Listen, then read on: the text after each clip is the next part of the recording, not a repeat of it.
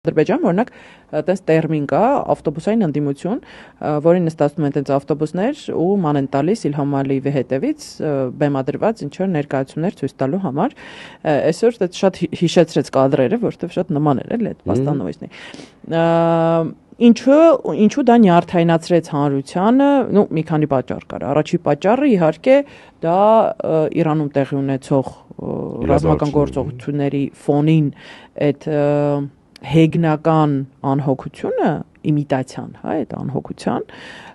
դրան ուզում եմ ավելի հստակ անդրադառնանք, որովհետև երբ որ այդ ավտոբուսում նստած տարատեսակ երևույթներ արագ-արագ ստատուսներ են գրում, որ